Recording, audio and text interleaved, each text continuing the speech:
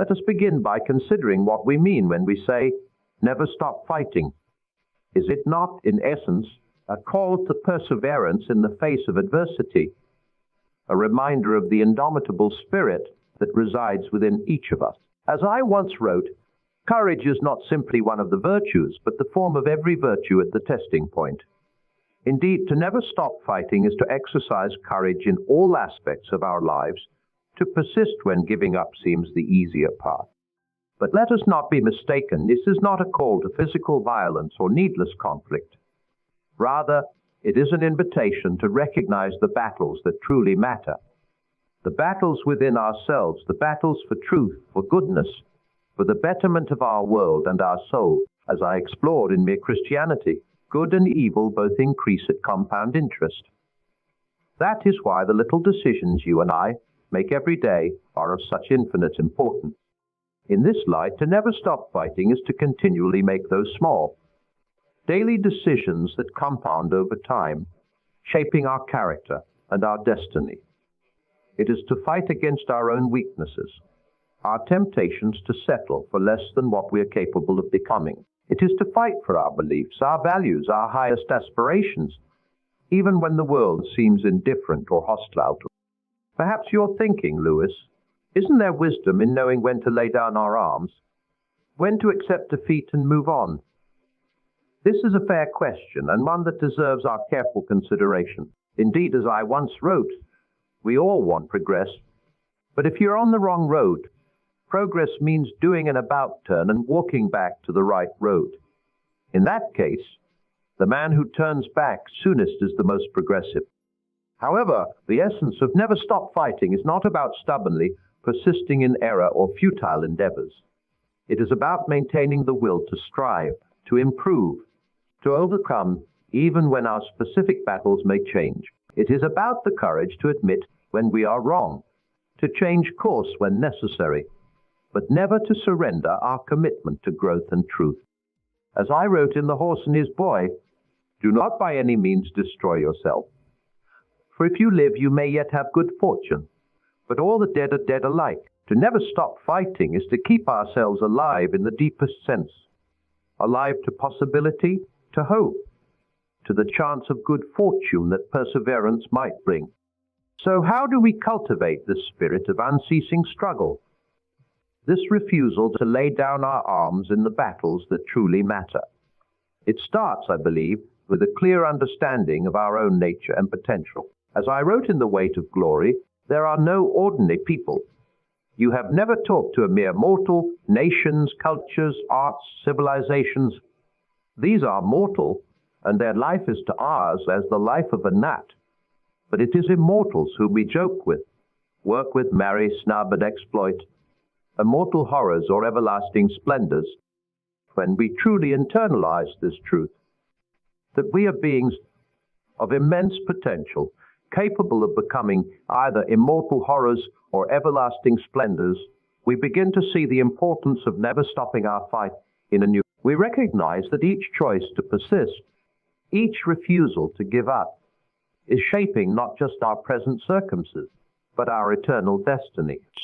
That brings us to an important point: the power of small, consistent acts of courage and perseverance.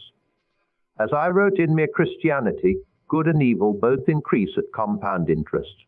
That is why the little decisions you and I make every day are of such infinite importance. Never stopping our fight is not primarily about grand, heroic acts of valor. It is about the small, daily choices we make, to face our fears, to do what is right even when it's difficult, to keep hoping and striving even when all seems lost. These small acts of courage compound over time, shaping our character and our destiny. As I wrote in the Screwtape Letters, indeed the safest road to hell is the gradual one, the gentle slope, soft underfoot, without sign turns, without milestones, without signposts. The same is true of the road to greatness.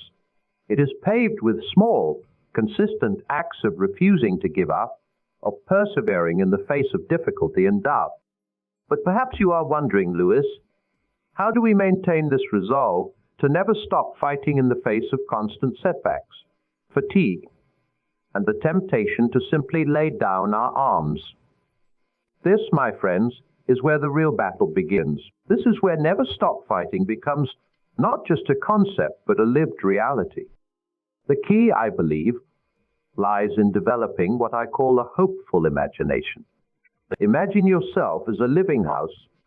God comes in to rebuild that house. At first, perhaps, you can understand what he is doing. He is getting the drains right and stopping the leaks in the roof and so on. You knew that those jobs needed doing, and so you are not surprised. But presently, he starts knocking the house about in a way that hurts abominably and does not seem to make any sense. What on earth is he up to? The explanation is that he is building quite a different house from the one you thought of, throwing out a new wing here, putting on an extra floor there, running up towers, making courtyards. You thought you were being made into a decent little cottage, but he is building a palace. He intends to come and live in it himself. When we never stop fighting, when we choose to persevere through difficulties, we are participating in this divine reconstruction. We are allowing ourselves to be shaped into something far greater than we could have imagined. But this requires us to use our imagination, to see beyond our current struggles, our current limitations, to the person we are capable of becoming. This hopeful imagination allows us to endure present difficulties for the sake of future rewards. It enables us to say yes to the struggle and no to the temptation to give up, when doing so aligns with our highest aspirations. As I wrote in The Great Divorce, there are only two kinds of people in the end. Those who say to God, "Thy will be done," and those to whom God says, "In the end, thy will be done." When we refuse to stop fighting, we are aligning our will with a higher purpose, with our highest potential. But let us be clear, this is not about denying the reality of our struggles or the legitimacy of our pain. As I wrote in A Grief Observed, we are blocks of stone out of which the sculptor carves the forms of men. The blows of his chisel, which hurt us so much, are what make us perfect. The refusal to stop fighting does not mean we do not feel pain, doubt, or fatigue. It means we choose to persist despite these feelings, trusting that our struggles are shaping us into something beautiful and enduring. This brings us to an important distinction: the difference between fighting against and fighting for. To never stop fighting does not mean to be constantly at war with the world around us. Rather, it means to be constantly striving for something great. As I wrote in Mere Christianity, if you read history, you will find that the Christians who did most for the present world were precisely those who thought most of the next. It is since Christians have largely ceased to think of the other world that they have become so ineffective in this. When we fight for our highest ideals, for the betterment of ourselves and our world, we engage in a struggle that ennobles rather than diminishes us. We become not bitter warriors, but hopeful strivers, always reaching for something beyond our current grasp. Now, as we delve deeper into this concept of never stop fighting, let us consider the various arenas in which this principle can be applied. For this unceasing struggle can transform every aspect of our lives: our personal growth, our relationships, our work, our faith, and our impact on the world around us. In our personal growth, never stopping our fight means continually striving to become our best selves, even when the path is difficult. As I wrote in Mere Christianity, every time you make a choice, you are turning the central part of you, the part of you that chooses, into something a little different from what it was before. When we choose to persevere in our efforts to grow, to learn, to overcome our faults and limitations, we are shaping ourselves into persons of strength and character. This perseverance in personal growth often requires us to confront uncomfortable truths about ourselves. As I wrote in The Problem of Pain, we can ignore even pleasure, but pain insists upon being attended to. God whispers to us in our pleasures, speaks in our conscience, but shouts in our pains. It is his megaphone to rouse a deaf world. When we refuse to stop fighting for our personal growth, we become willing to hear these shouts, to attend to the areas of our lives that need change and development. In our relationships, never stopping our fight means committing to love and understanding, even when it's difficult. As I explored in the 4 loves, to love at all is to be vulnerable. Love anything and your heart will be wrung and possibly broken. Yet it is precisely this willingness to risk, to remain open and committed even in the face of potential hurt, that allows for deep and meaningful connections.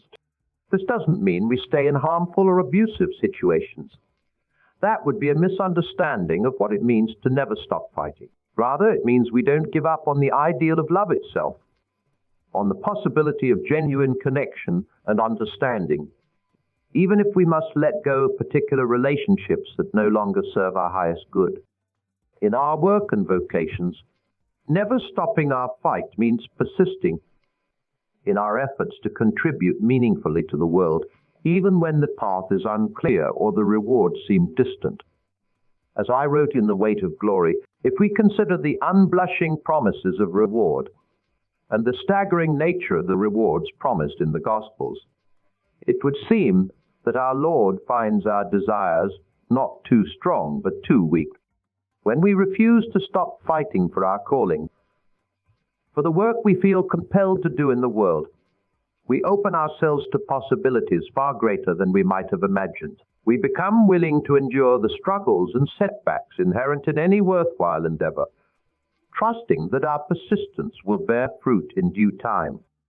In our faith and spiritual lives, never stopping our fight means maintaining hope and trust even in the darkest of times. As I wrote in Mere Christianity, faith is the art of holding on to things your reason has once accepted. This doesn't mean we never doubt or question. Indeed, wrestling with doubt can be an important part of spiritual growth.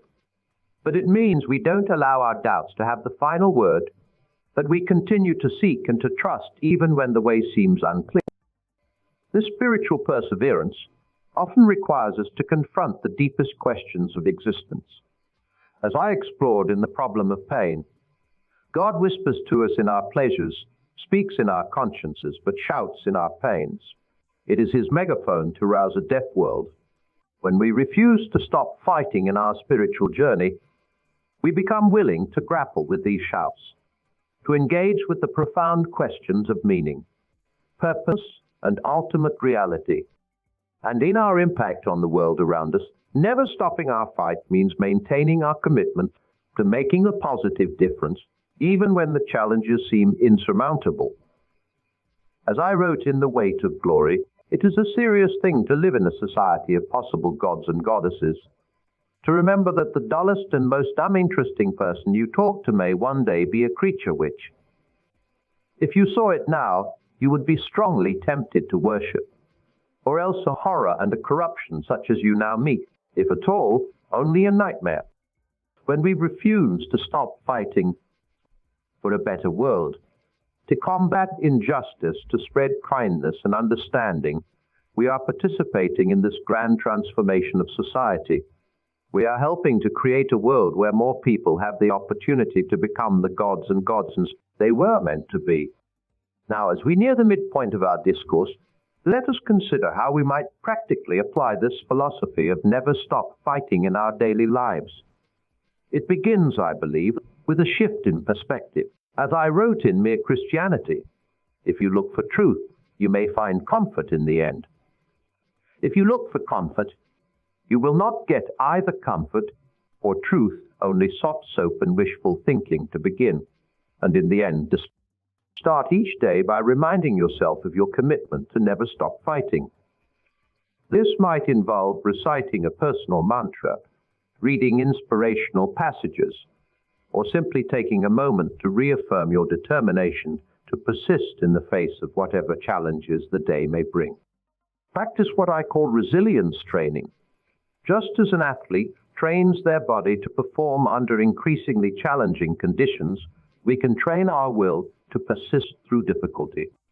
This might involve setting small, achievable goals and consistently working towards them, gradually increasing the difficulty as our resilience muscles grow stronger. Cultivate a mindset of growth and possibility. As I wrote in The Horse and His Boy, Do not by any means destroy yourself, for if you live you may yet have good fortune, but all the dead are dead alike. When faced with a setback or failure, rather than seeing it as a reason to give up, view it as an opportunity for learning and growth. Ask yourself, what can I learn from this? How can I use this experience to become stronger? Develop what I call future self-motivation. When you're tempted to give up, imagine your future self looking back on this moment. Will that future self be proud that you persisted, or disappointed that you surrendered? As I wrote in the Screwtape Letters, indeed the safest road to hell is the gradual one, the gentle slope, soft underfoot, without sudden turnings, without milestones, without signposts. By considering the long-term consequences of our choices, we can find the motivation to keep fighting even when the immediate path is difficult. Practice gratitude for your struggles. As counterintuitive as it may seem, learning to be thankful for our difficulties can transform our relationship with them. As I wrote in The Problem of Pain, we can ignore even pleasure. But pain insists upon being attended to. God whispers to us in our pleasures, speaks in our conscience, but shouts in our pains. It's his megaphone to rouse a deaf world. When we view our challenges as opportunities for growth, rather than as reasons to give up, we unlock their transformative potential. Cultivate supportive relationships. As I wrote in The Four Loves, friendship is born at the moment when one man says to another one, "You too. I thought that no one but myself." Surround yourself with people who understand and support your commitment to never stop fighting. Share your struggles and your victories with them. Allow them to encourage you when your resolve wavers and to celebrate with you when you overcome difficulties. Regularly reflect on your progress. As I wrote in Mere Christianity, we all want progress. But if you're on the wrong road, progress means doing an about turn and walking back to the right road. In that case, the man who turns back soonest is the most progressive. Take time to assess whether your efforts are truly serving your highest goals. Be willing to adjust your approach as needed, always keeping your ultimate commitment to never stop fighting in sight. And finally, remember the ultimate purpose of this unceasing struggle. It would seem that our Lord finds our desires not too strong, but too weak. We are half-hearted creatures, fooling about with drink and sex and ambition when infinite joy is offered us, like an ignorant child who wants to go on making mud pies in a slum because he cannot imagine what is meant by the offer of a holiday at the sea. We are far too easily pleased. By never stopping our fight, by choosing the path of perseverance and determination, we are not diminishing our lives, but expanding them. We are reaching for that infinite joy, that holiday at the sea, rather than contenting ourselves with mud. As we move into the latter part of our discourse, let us consider the broader implications of this philosophy. What might our world look like if more of us chose to live by the principle, never stop? Imagine, if you will, a society where people consistently chose to persist in the face of difficulty, where setbacks were seen not as reasons to quit, but as opportunities for growth and learning, where the easy path of surrender was routinely rejected in favor of the more challenging, but ultimately more rewarding path of perseverance. This, I believe, is the transformative potential of our philosophy.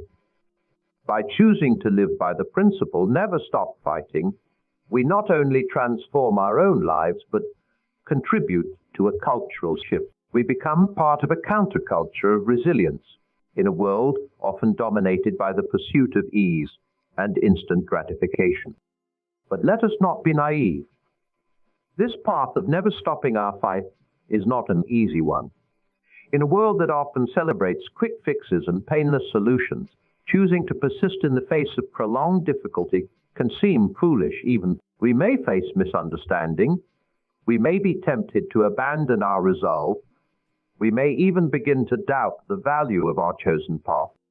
Yet I would argue that this is a small price to pay for the growth, the strength, the character we gain. As I wrote in The Last Battle, I have come home at last. This is my real country. I belong here. This is the land I've been looking for all my life, though I never knew it till now. When we choose to never stop fighting, when we persist through challenges and setbacks, we come home to our true selves. We find our real country, our true belonging, not in the fleeting satisfaction of easy victories, but in the deep fulfillment of becoming all that we are capable of being. Moreover, by choosing this path, we give others permission to do the same. We create spaces of courage and resilience in our families, our workplaces, our communities. We demonstrate that it's possible to thrive not in spite of difficulties, but because of them. As we near the conclusion of our discourse, let us consider one final aspect of our philosophy, its spiritual dimension. As I wrote in Mere Christianity, if I find in myself desires which nothing in this world can satisfy, the only logical explanation is that I was made for another world. When we never stop fighting, when we choose the path of perseverance and determination, we open ourselves to this other world, not as an escape from reality, but as a deeper engagement with it. We touch something eternal, something beyond the fleeting nature of our immediate circumstances. This is not to say that we should ignore or devalue the good things of this world. Far from it. As I wrote in the Screwtape Letters, there are two equal and opposite errors into which our race can fall about the devils. One is to disbelieve in their existence. The other is to believe and to feel an excessive and unhealthy interest in them. In the same way, there are two errors we can make about our struggles. One is to give up too easily, to become so focused on comfort and ease that we never grow or develop our potential. The other is to become so enamored with the idea of never stopping our fight that we lose sight of its purpose. Growth, development, the realization of our highest potential.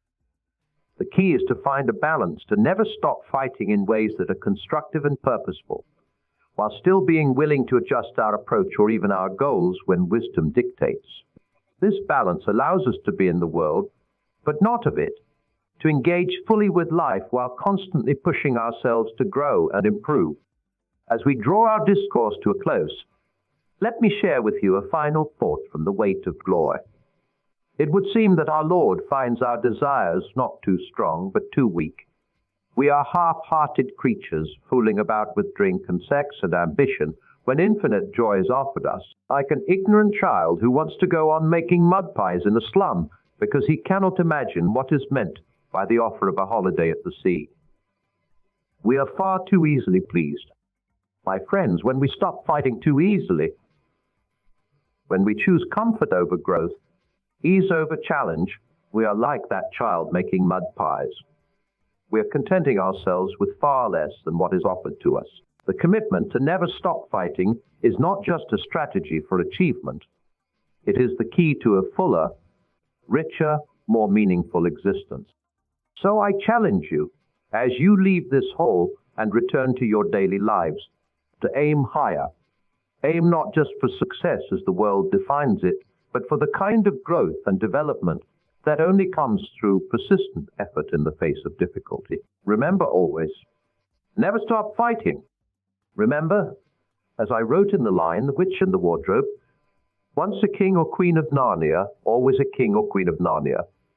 In the same way, once you embrace this philosophy of never stopping your fight, it becomes a part of who you are. It shapes your identity, your choices, your very being. Go forth with courage, with determination, and with the unshakable belief in your own capacity for growth and transformation. Be kind to yourself along the way, celebrate the victories, learn from the setbacks, and never lose sight of the magnificent being you are becoming through this process of unceasing struggle. And as you do so, remember that your journey of never stopping your fight is not just for you alone. It is a gift you give to the world, a light that illuminates the path for others in choosing to persist, in choosing to keep going. Even when the way is difficult, you become a beacon of hope, a source of inspiration, a force for good in a world that so desperately needs examples of resilience. As I wrote in The Weight of Glory, it is a serious thing to live in a society of possible gods and goddesses. To remember that the dullest and most uninteresting person you talk to may one day be a creature which, if you saw it now, you would be strongly tempted to worship, or else a horror and a corruption such as you now meet, if at all, only in a nightmare.